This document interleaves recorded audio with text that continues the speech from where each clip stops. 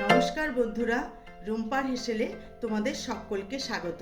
আমি আবার চলে এসেছি নতুন একটি রেসিপি নিয়ে।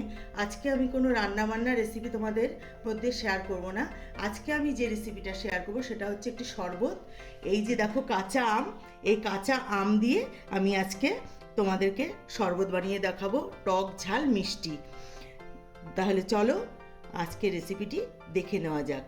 প্রথমে আমি আমটাকে খোসা ছাড়িয়ে ছোট ছোট টুকরো করে কেটে নেব। আমি আজকে এই একটা আম দিয়েই শরবতটা করব। এই যে দেখো আম আমি ছোট ছোট করে টুকরো করে কেটে নিয়েছি। যেহেতু আমি মিক্সিতে গ্রাইন্ড করব এই জন্য এইভাবে ছোট ছোট করে কেটে নিয়েছি। এবার আমি একটা মিক্সিং জার নিয়ে নিলাম, এর মধ্যে দিয়ে দেবো কেটে রাখা আমগুলো।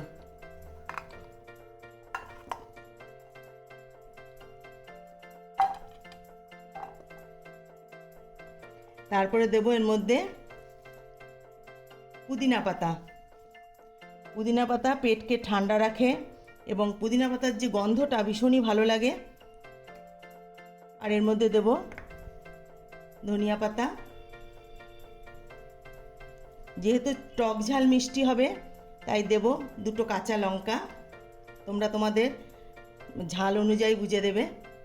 আর দেব বিট লবণ, দেব চিনি,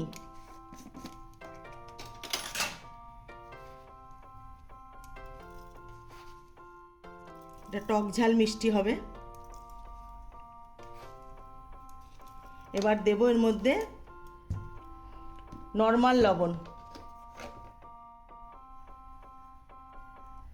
এবার আমি সব কিছু একসাথে গ্রাইন্ড করে ফিরে আসছি। আমি ব্লেন্ড করে নিয়ে ফিরে এসেছি। এবার আমি গার্নিশিং করব। প্রথমে আমি পাতিলেবু গ্লাসের উপরে লাগিয়ে নেব।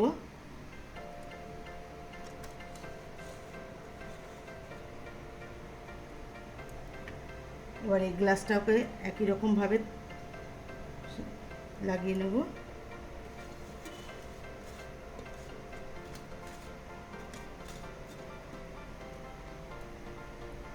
এবার আমি ব্লেন্ড করে রাখা আমের কাতটা গ্লাসের মধ্যে দিয়ে দেব।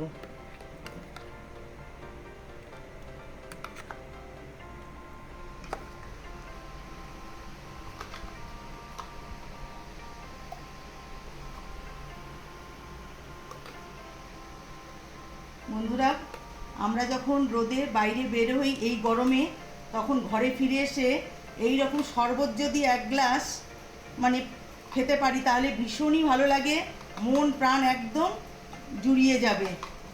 এত সুন্দর লাগে এই শরবতটা খেতে। এবার আমি এর মধ্যে দিয়ে দেব ঠান্ডা জল।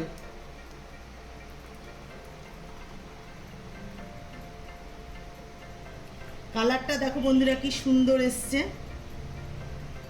যেহেতু এর মধ্যে ধনেপাতা আর পুদিনা পাতা দেওয়া হয়েছে। এবার আমি এর মধ্যে দিয়ে দেব ভেজে রাখা জিরের গুঁড়ো।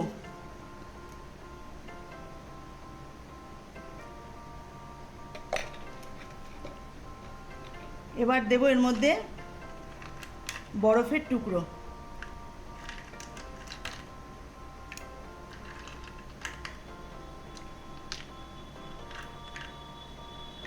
বন্ধুরা, তোমরা বাড়িতে অবশ্যই একবার এভাবে কাঁচা আমের শরবত বানিয়ে খাবে, দেখবে ভীষণই ভালো লাগে খেতে।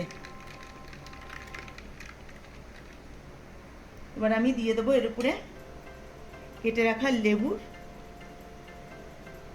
স্লাইস।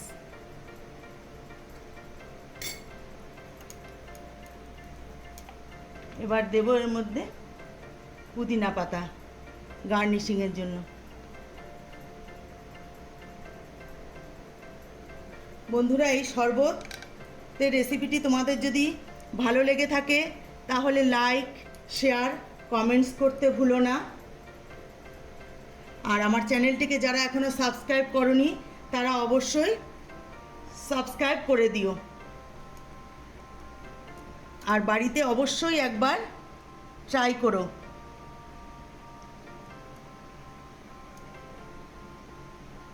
তাহলে বন্ধুরা, ভিডিওটি এখানেই শেষ করছি। ভালো থেকো, সুস্থ থেকো, নমস্কার।